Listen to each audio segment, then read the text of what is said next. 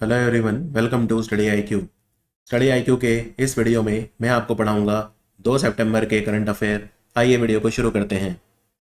युवा मामले एवं खेल मंत्रालय द्वारा हाल ही में शुरू किया गया सेवानिवृत्त खिलाड़ी सशक्तिकरण प्रशिक्षण, ये इंग्लिश में याद रखिए, रीसेट पर प्रोग्राम स्टार्ट किया गया है। रीसेट मतलब, वैसे तो रीसेट मतलब होता है रीस्टार्ट करना, दोबारा जिंदगी अपनी।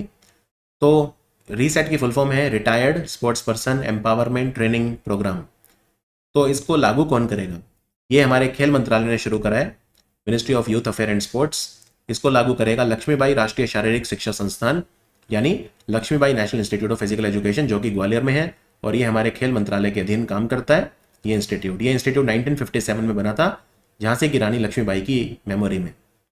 तो क्या है ये पूरा मामला? बड़ा आसान है। बेसिकली हमारे जो खिलाड़ी हैं, जब वो रिटायर हो जाते हैं, जिन्होंने अच्छे पदक जीते हैं स्टेट लेवल पे, नेशनल लेवल पे, इंटरनेशनल लेवल पे, अब उनको अपनी ज़िंदगी में कुछ तो चाहिए काम करने को, क्योंकि अब खेल तो वो नहीं सकते, रिटायर हो गए। तो उनको ट्रेनिंग मिलेगी, फिजिकल एजुकेशन वगैरह में ट्रेनिंग मिलेगी उनको। तो कहाँ मिलेगी? यहाँ मिलेगी, Lakshmibai national institute of physical education training देगा, जिससे वो उनको नौकरी मिल जाए। उनकी प्लेसमेंट की कोशिश भी की जाएगी।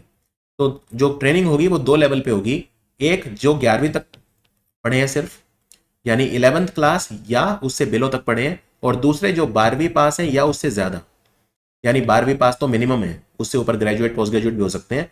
और दूसरा जो सिर्फ 11वीं तक पास है, 11वीं या उससे बिलो, 10वीं पास, 9वीं पास, इस टाइप से। तो 2 लेवल होंगे एजुकेशनल क्वालिफिकेशन के, class 12th and above and class 11th and below. तो और इनकी उम्र 20 से 50 साल के बीच में होनी चाहिए, तभी उन्हें ट्रेनिंग मिलेगी। और ये किसी न किसी international medal, national medal, state level, इनमें इनके विनर होने चाहिए, राइट। तो ये योजना, रीसेट योजना, खेल मंत्रालय ने शुरू करी है 29 अगस्त को, क्योंकि ये राष्ट्रीय खेल दिवस के रूप में मनाया जाता है। मेजर ध्यानचंद जी का ये जन्मदिन होता है, मेजर ध्यानचंद। और खेल मंत्रालय ने एक योजना और शुरू करी थी, कीर्ति योजना। कीर्ति योजना में यंग खिलाड़ी जो हैं उनको असेस किया जाता है कि क्या उनमें टैलेंट है। यंग खिलाड़ियों की पहचान करके उनको ट्रेनिंग दी जाती है, जिससे वो ओलंपिक वगैरह में पदक ला सकें। तो कितने यंग खिलाड़ियों का असेसमेंट किया जाएगा इस ईयर में? फाइनेंशियल ईयर 25 जो चल रहा है अभी, 20 लाख, 20 लाख युवा जो हैं उनका असेसमेंट किया जाएगा कि उनमें टैलेंट है या नहीं, राइट। तो विभिन्न चरणों में ये असेसमेंट हो रहा है। और कीर्ति योजना में हम उनको टारगेट कर रहे हैं जिनकी उम्र 9 से 18 साल के बीच है। वो स्कूल के बच्चे जिनकी उम्र 9 से 18 साल के बीच में है, हमें उनको टैलेंट को आइडेंटिफाई करना है। और 20 लाख बच्चों का असेसमेंट, हमें 20 लाख बच्चों का आकलन हमें करना है। केंद्रीय महिला एवं बाल विकास मंत्री जो है हमारी, उन्होंने कार्यस्थल, वर्क प्लेस को महिलाओं के लिए सुरक्षित बनाने के लिए नया पोर्टल लॉन्च करा। इसका क्या नाम है? ये पोर्टल भी है, वेब प्लेटफॉर्म भी है, इसका नाम है she box. She box. Sexual harassment यानी यौन उत्पीड़न, ई मतलब इलेक्ट्रॉनिक, तो sexual harassment electronic box, sexual harassment electronic box. तो इसका नाम है शी बॉक्स। यहाँ पे कोई भी महिला किसी भी कंपनी में काम कर रही है, अगर उसके खिलाफ कोई eve teasing, sexual harassment, rape या इस तरह का रेप अटेम्प्ट, किसी भी तरह का सेक्सुअल हेरेसमेंट होता है, तो वो उसको इस पर दर्ज कर सकती हैं और टाइम बाउंड मैनर में उनकी बात सुनी जाएगी, उस पर एक्शन भी होगा, राइट। और रियल टाइम में वो ट्रैक भी कर सकती हैं कि उनकी कंप्लेन का क्या स्टेटस है। भारत में जो एक्ट है इसके लिए, वो है sexual harassment of women at work place act, जो 2013 में आया था। कार्यस्थल पर यौन उत्पीड़न जो महिलाओं के लिए है, उसके लिए अधिनियम 2013 में जो आया था। तो इसके लिए वेबसाइट भी बनाई गई है और रियल टाइम में आपको पता चलता रहेगा, राइट। इवन जो डोमेस्टिक वर्कर वगैरह हैं वो भी इस एक्ट के अंडर आते हैं, वो भी अपनी शिकायत दर्ज कर सकते हैं। और अभी महिला बाल विकास मंत्रालय ने यह कहा है, अगर आप फॉस्टर करना चाहते हैं बच्चों को, तो आपकी उम्र 35 से 60 साल के बीच में होनी चाहिए। फॉस्टरिंग जरूरी होती है 2 साल के लिए, पहले 5 साल के लिए जरूरी थी, अब 2 साल के लिए कर दी उसकी सीमा। और 2 साल बच्चों को उनका ख्याल रखने के बाद, फॉस्टर करने के बाद आप उनको अडॉप्ट कर सकते हैं। तो अडॉप्शन के लिए 2 साल की फॉस्टरिंग जरूरी होती है। और अगर आप इंडिविजुअल हैं 35 से 60 साल के, आप मैरिड नहीं भी हैं, तो भी आप बच्चे गोद ले सकते हैं। पहले सिर्फ मैरिड कपल ही बच्चे को गोद ले सकते थे, लेकिन अब अनमैरिड भी ले सकते हैं। कंडीशन ये है, अगर आप एक सिंगल वुमेन है तो आप मेल फीमेल दोनों को गोद ले सकती हैं। अगर आप एक सिंगल मैन है तो सिर्फ आप मेल चाइल्ड को ही गोद ले सकते हैं। Is that clear? तो ये गाइडलाइंस आई हैं ministry of women child development की। भारत और अमेरिका, इनका जो स्ट्रेटेजिक पार्टनरशिप फोरम है, मंच है, उन्होंने रक्षा नवाचार को मजबूत करने के लिए भारत अमेरिका के बीच में जो इंडस एक्स समिट है, वो अब तीसरी बार हो रही है। कहां पे होगी? तो ये होगी स्टैनफोर्ड यूनिवर्सिटी में, जो कि कैलिफोर्निया में है। और इसमें स्टैनफोर्ड यूनिवर्सिटी का साथ देगा अमेरिका का एक विचार मंच, एक थिंक टैंक जिसका नाम है Hoover institution, HOOVER, Hoover institution. तो ये 9 और 10 सितंबर को 2 दिन चली थी। तो ये इंडस एक्स क्या होता है? भारत और अमेरिका के बीच में 2021 में एक एग्रीमेंट हुआ था जिसका नाम था initiative on critical and emerging technologies, यानी जो काफी क्रिटिकल और काफी एमर्जिंग उभरती टेक्नोलॉजी हैं उन पे हम एक दूसरे का साथ देंगे। Initiative on critical and emerging technology 2021 में अनाउंस हुआ था, जिसमें हम इनोवेशन, डिफेंस, स्टार्टअप्स, बहुत सारी चीजों में एक दूसरे की हेल्प करेंगे। तो इसी में जो डिफेंस वाला पार्ट है, इनिशिएटिव ऑन क्रिटिकल एमर्जिंग में जो डिफेंस वाला कॉपरेशन है, उसको बोलते हैं इंडस एक्स, उसको बोलते हैं इंडस एक्स। और इंडस एक्स जो है, ये ध्यान रखिए, ये 2023 में लॉन्च हुआ था, जून 2023 में लॉन्च हुआ था, जब प्रधानमंत्री मोदी जून 2023 में अमेरिका गए थे, जब वो अमेरिका गए थे। अभी राजनाथ सिंह भी गए वहां पे। आपको पता है सिक्योरिटी ऑफ सप्लाईज अरेंजमेंट भी, सिक्योरिटी ऑफ सप्लाईज अरेंजमेंट भी हमने साइन करा है अमेरिका के साथ। हम 18वें कंट्री हैं ऐसा करने वाले। सिग सॉर जो बंदूक है, सिग 716 पेट्रोल असॉल्ट राइफल, वो हम अमेरिका से ले रहे हैं 73,000 के आसपास। फिर GE F414 engine, GE America की कंपनी बनाती है इंजन को, तेजस में फिट करने के लिए अमेरिका से हम लेंगे। तो काफ़ी सारी चीज़ें अभी हुई हैं जब राजनाथ सिंह वहाँ पे गए थे। बहुत सक्सेसफुल उनका ये ट्रिप रहा। अब आते हैं सबसे इंपॉर्टेंट क्वेश्चन पे।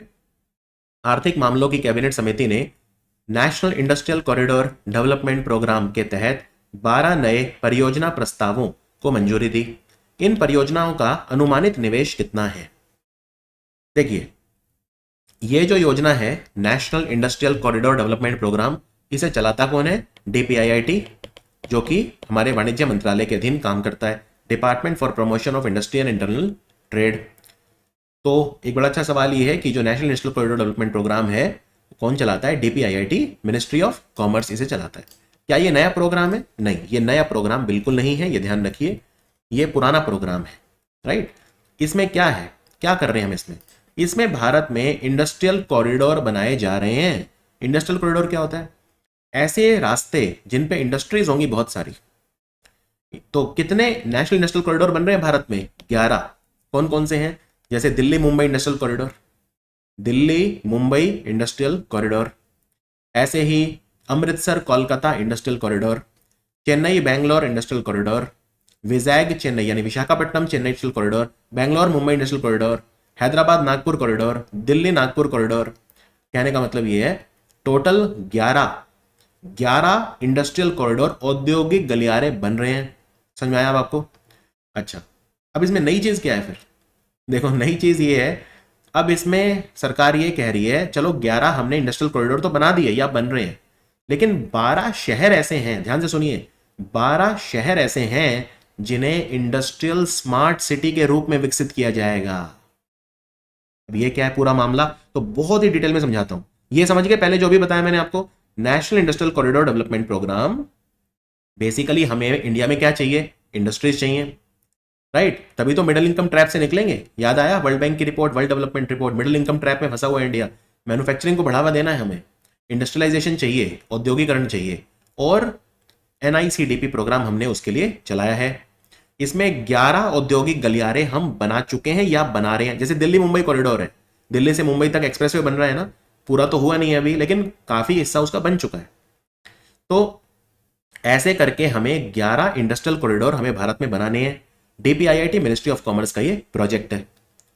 अब अगली बात ये हुई, चलो ठीक है, रास्ते बना दिए, उन पे इंडस्ट्रीज आ जाएंगी, पर क्या भारत में इंडस्ट्रियल स्मार्ट सिटीज भी बनने चाहिए? अगली बात इसके बारे में हुई। भाई स्मार्ट सिटी तो 100 बन रहे हैं इंडिया में, चलो ठीक है, वो तो ministry of housing urban affair बना रहा है, वो अपना अलग कर रहा है काम। उसमें स्मार्ट सिटीज मिशन चल रहा है, जिसको अब 31 मार्च 2025 तक के लिए बढ़ा दिया गया है। 100 स्मार्ट सिटी बन रहे हैं, और ministry of housing urban affair का प्रोजेक्ट है वो एक अलग प्रोजेक्ट है। तो उन्होंने कहा कि भाई देखो, स्मार्ट सिटी तो इंडिया में 100 बन रहे हैं, क्या इंडस्ट्रियल स्मार्ट सिटी भी बनने चाहिए? यानी ऐसे स्मार्ट सिटी जहां पे क्या होगा? विनिर्माण होगा, मैन्युफैक्चरिंग होगी। तो वो बोले यस, बनने चाहिए। अच्छा, ग्रीन फील्ड बनने चाहिए या ब्राउन फील्ड बनने चाहिए?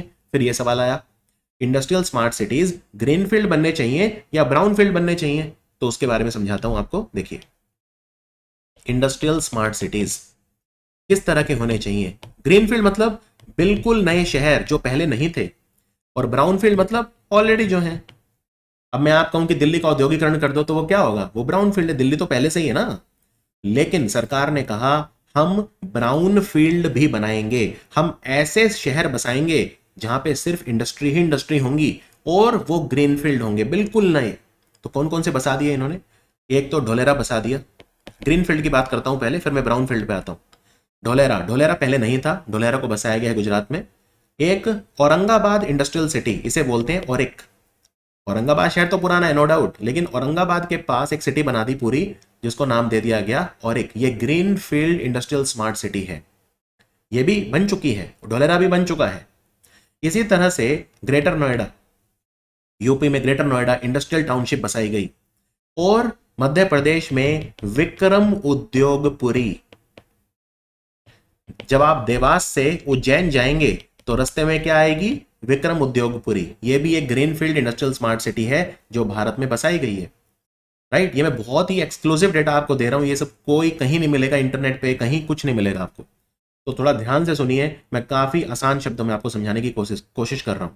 राइट, तो भारत में क्या बने, 11 तो बने नेशनल इंडस्ट्रियल कॉरिडोर, जो मैंने आपको बताया, Delhi Mumbai corridor, Amritsar Kolkata corridor, Chennai Bangalore corridor, इत्यादि इत्यादि इत्यादि। तो फिर 4 हमने बसा दिए ग्रीनफील्ड इंडस्ट्रियल स्मार्ट सिटी। अब प्रधानमंत्री मोदी कह रहे हैं मैं 12 इंडस्ट्रियल स्मार्ट सिटी बसाऊंगा, ग्रीनफील्ड नहीं नॉर्मल, ठीक है। तो इंडस्ट्रियल स्मार्ट सिटी बनेंगे भारत में, कितने बनेंगे, 12। इसमें खर्चा कितना आएगा, क्वेश्चन ये, खर्चा आएगा 28,602 करोड़ रुपए, 28,602 करोड़ रुपए। और ये जो 12 शहर बनेंगे इंडस्ट्रियल स्मार्ट सिटी, ये भारत के 10 राज्यों में लोकेटेड होंगे, भारत के 10 राज्यों में लोकेटेड होंगे। अब ये 12 कौन से हैं वो आपको बताता हूं। तो यहां पे भी लिखा है, लेकिन मैं थोड़ा सा बड़ा बड़ा लिखता हूं जिससे, क्योंकि 12 के 12 के नाम इंपॉर्टेंट है। तो पहला है खुरपिया, उत्तराखंड में है, यूके यानी उत्तराखंड, खुरपिया KHURPIA। दूसरा है राजपुरा से लेके पटियाला, राजपुरा पटियाला पंजाब। उसके बाद है डीघी जो कि महाराष्ट्र में है। उसके बाद है पलक्कड़, पलक्कड़ तो आप जानते हैं केरल में है। फिर यूपी में 2 हैं, आगरा और प्रयागराज, आगरा और प्रयागराज। बिहार में एक है गया, बिहार में एक है गया। राइट, तो कितने हो गए, गिन लो, अब गिनते रहना, ठीक है। उसके बाद जोधपुर पाली एरिया राजस्थान में, जोधपुर पाली। आंध्र प्रदेश में 2 हैं, एक तो है ओरवक्कल और एक है कोप्परथी, KOPPARTHY, ओरवक्कल कोप्परथी। और तेलंगाना में है जहीराबाद, तेलंगाना में है जहीराबाद। आप गिन लीजिए, 12 है। कैसे, जहीराबाद 1, खुरपिया 2, राजपुर पटियाला ये 2 हो गए, राजपुरा पटियाला 4 हो गए, डीघी 5, पलक्कड़ 6, आगरा प्रयागराज 8, गया 9, ओरवक्कल कोप्परथी 10 11, और जो जोधपुर पाली राजस्थान में, वो जोधपुर पाली है 12। तो 12 है ये, समझ में आया। ये क्या है सारे, ये इंडस्ट्रियल स्मार्ट सिटी हैं जो बनेंगे भारत में। और मैन्युफैक्चरिंग बढ़ेगी, और मैन्युफैक्चरिंग बढ़ेगी तो एक्सपोर्ट बढ़ेंगे, और एक्सपोर्ट बढ़ेंगे तो हम अपना टारगेट पूरा कर पाएंगे। क्या टारगेट है हमारा, हमारा टारगेट है 2 ट्रिलियन के गुड्स एंड सर्विसेज एक्सपोर्ट हमें करने हैं 2030 तक। $1 ट्रिलियन के गुड्स और $1 ट्रिलियन के सर्विसेज हमें एक्सपोर्ट करने हैं 2030 तक पूरी दुनिया में। तो ये प्रोजेक्ट है, बहुत ही डिटेल में मैंने आपको पढ़ा दिया। भारतीय सेना ने रक्षा पेंशन भोगियों और उनके परिवारों को समर्पित सहायता और सेवाएं प्रदान करने के उद्देश्य से एक परियोजना का पहला चरण शुरू करा। इसका क्या नाम है, इसका नाम है प्रोजेक्ट नमन। बेसिकली क्या है, इसको डिटेल में नहीं जाना, इसमें भारतीय सेना एक नमन नाम का प्रोजेक्ट कर रही है। अब जो हमारे रिटायर्ड एक्स सर्विसमैन हैं, वेटरन हैं, जो रिटायर हो चुके हैं, जो हमारी सेना के पुराने लोग हैं, उनको पेंशन चाहिए, उनके परिवारों को, जिनको नेक्स्ट ऑफ किन बोलते हैं। नेक्स्ट ऑफ किन मतलब सेना के जो परिवार हैं उनको नेक्स्ट ऑफ किन कहा जाता है। जो पेंशन भोगी हैं, एक्स सर्विसमैन हैं, तो वो कहाँ जाएंगे, तो उनके लिए 14 कॉमन सर्विस सेंटर बनाए जा रहे हैं प्रोजेक्ट नमन के तहत। 14 कॉमन सर्विस सेंटर पहले चरण में, बाकी बाद में और भी बनेंगे। अभी बन रहे हैं नई दिल्ली, जालंधर, लेह देहरादून, लेह लद्दाख में जो है देहरादून, लखनऊ जोधपुर, पेंग डूबी, गोरखपुर, झांसी सिकंदराबाद, सोगोर, गुंटूर, अहमदाबाद और बेंगलोर। ये नाम याद नहीं रखने, 14 जगह पे बन रहे हैं, इतना ध्यान रख लो। इसमें ये लोग जा पाएंगे और विभिन्न तरह की आईटी सेवाएं वहां पे अवेलेबल होंगी। और ये आईटी सेवाएं कौन प्रदान करेगा? HDFC bank. एचडीएफसी बैंक, साथ में common service centre, e governance limited जो कंपनी है, common service centre ministry of electronics और आईटी के अधीन काम करते हैं, और इंडियन आर्मी, इनके बीच एग्रीमेंट हुआ है। और ये कॉमन सर्विस सेंटर को कौन देखेगा? Village level entrepreneur. Village level entrepreneur इनको देखेंगे। ये विलेज लेवल एंटरप्रेन्योर को ट्रेनिंग देगा common service centre e governance limited, और उन्हें हर महीने 20,000 रुपए का ग्रांट भी मिलेगा, जिससे वो कॉमन सर्विस सेंटर को मेंटेन कर सके। जैसे बिजली का बिल है, पानी का बिल है, और चीजें हैं, तो 20,000 रुपए का उन्हें ग्रांट भी मिलेगा। और इंडियन आर्मी ये जो प्रोजेक्ट चला रही है, नमन पेंशन भोगी जो है उनकी हेल्प करने के लिए चला रही है। अब इंडियन आर्मी पेंशन देने के लिए कौन सा सॉफ्टवेयर यूज करती है? उसका नाम है स्पर्श। स्पर्श, मिनिस्ट्री ऑफ डिफेंस यूज करता है स्पर्श, राइट। स्पर्श वो सिस्टम है, स्पर्श की फुल फॉर्म है system for pension administration Raksha, digital pension system, यानी कि स्पर्श। तो इसका इस्तेमाल किया जाता है पेंशन देने के लिए, ये भी पता होना चाहिए आपको। चलिए आगे बढ़ते हैं। रिलायंस जो है वो आर्टिफिशियल इंटेलिजेंस से संचालित एक प्लेटफॉर्म बना रही है, जिसमें जो उनके बिजनेस प्रोसेसेस हैं उनमें आर्टिफिशियल इंटेलिजेंस का इस्तेमाल किया जा सके। इसका क्या नाम होगा? इसका नाम होगा जियो ब्रेन। इसका नाम होगा जियो ब्रेन। साथ ही साथ जियो फोन कॉल एआई लॉन्च हो रहा है, जिसमें आप कोई भी कॉल रिकॉर्ड कर सकते हैं, उसको ट्रांसक्राइब और ट्रांसलेट भी कर सकते हैं, अनुवादित कर सकते हैं। तो इसका नाम है जियो फोन कॉल।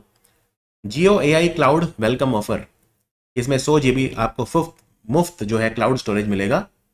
मुफ्त क्लाउड स्टोरेज इसमें आपको मिलेगा। जैसे कई वेबसाइट ऐसी हैं जिन पे आप ईमेल बनाते हैं तो आपको 5 GB स्पेस मिलता है ड्राइव वगैरह पे, लेकिन इसमें 100 GB आपको क्लाउड स्पेस फ्री मिलेगा। तो इस तरह की चीज़ें जो है वो जियो लॉन्च कर रहा है। और जियो जामनगर एक जगह है गुजरात में, वहां पे अपना जियो का डेटा सेंटर भी खोल रहा है। जियो का डेटा सेंटर जामनगर में होगा।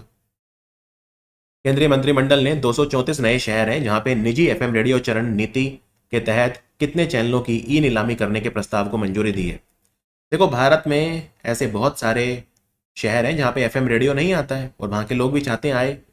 तो 234 शहर ऐसे हैं जहां पे जो प्राइवेट एफएम चैनल है उनकी नीलामी होगी। और नीलामी में बेस प्राइस होता है, उसके ऊपर फिर नीलामी ऊपर कितनी भी जा सकती है। बेस प्राइस है सभी का मिला के 784.87 करोड़, यानी लगभग 785 करोड़। तो 730 कितने चैनल हैं जो जिनकी नीलामी होगी? 730 प्राइवेट एफएम चैनल हैं जिनकी नीलामी होगी। और ये 234 शहरों में ये एफएम चैनल जाएंगे, वहां के लोगों को हेल्प होगी, वहां के लोग एंजॉय कर पाएंगे। इनमें 234 शहरों में सबसे ज्यादा यूपी में है 32, 22 शहर आंध्र प्रदेश में है और 20 मध्य प्रदेश में। सबसे ज्यादा इन 3 राज्यों में है। बाकी टोटल है 234 शहर और टोटल चैनल है 730। तो ये एफएम रेडियो ये सब किसके अंतर्गत आता है? हमारे सूचना प्रसारण मंत्रालय के अधीन आता है। सूचना प्रसारण मंत्रालय के अधीन आता है। और जो भी एफएम चैनल है इनको एक लाइसेंस फी देनी होगी सरकार को। लाइसेंस फी एनुअल हर साल देनी होगी। लाइसेंस फी वो कितनी होगी? जो भी इनका ग्रॉस रेवेन्यू है उसका 4%। जो भी एफएम चैनल की साल का कमाई है, कारोबार है, रेवेन्यू है, ग्रॉस रेवेन्यू, उसका 4% उन्हें सरकार को एनुअल फी के रूप में देना होगा। कौन सी अंतरिक्ष एजेंसी है जिन्होंने अपना स्लिम मिशन खत्म कर दिया, जिसको मून स्नाइपर मिशन बोलते थे क्योंकि काफी एक्यूरेट मिशन था ये। तो स्लिम की फुल फॉर्म है smart lander for investigating moon. तो जाक्सा, जापान की जो स्पेस एजेंसी है जाक्सा, उसने ये मिशन सितंबर 2023 में लॉन्च किया था और अब 1 साल के बाद ये मिशन खत्म हो गया है क्योंकि उनका संपर्क जो है वो वहां से टूट गया है। सिर्फ इसका वजन 200 किलो था। चंद्रयान 3 का वजन था 1750 किलो। तो काफी हल्का फुल्का मिशन था ये जापान का। सीमा सुरक्षा बल का महानिदेशक कौन बना है? सीमा सुरक्षा बल यानी बॉर्डर सिक्योरिटी फोर्स, बीएसएफ, ये पाकिस्तान और बांग्लादेश बॉर्डर पर तैनात रहती है। और बीएसएफ के डायरेक्टर जनरल बने हैं दलजीत सिंह चौधरी। दलजीत सिंह चौधरी। और राजविंदर सिंह भट्टी बने हैं सीआईएसएफ के डायरेक्टर जनरल, जो हमारे सरकारी बिल्डिंग, सरकारी कंपनियां, महारत्न, नवरत्न, एयरपोर्ट, दिल्ली मेट्रो वगैरह, पार्लियामेंट बिल्डिंग, इन सब की रक्षा करता है सीआईएसएफ। इन सब की रक्षा करता है सीआईएसएफ।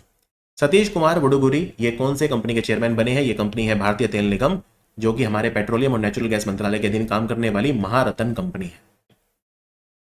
किस अंतरिक्ष एजेंसी ने इंजीनियर जलवायु परिवर्तन के कारण अंटार्कटिका में बर्फ की तेजी से पिघलती हुई परतों को मापने के उद्देश्य से पानी के नीचे रोबोट प्रोब विकसित करें?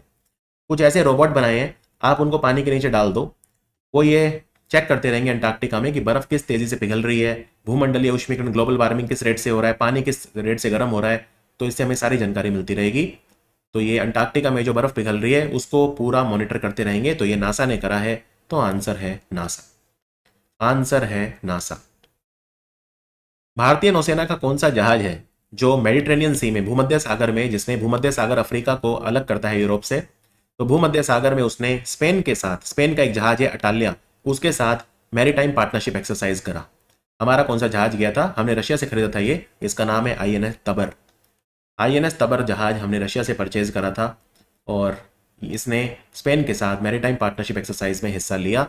भारतीय नेवी प्रोजेक्ट सी बर्ड के तहत कर्नाटक में जो कारवार जगह है वहां पे जो हमारा नेवल बेस है आईएनएस कड़म्बा, उसको भारत का सबसे बड़ा नेवल बेस बना रही है। तो ये भी आपको पता होना चाहिए, प्रोजेक्ट सी बर्ड के बारे में आपको पता होना चाहिए।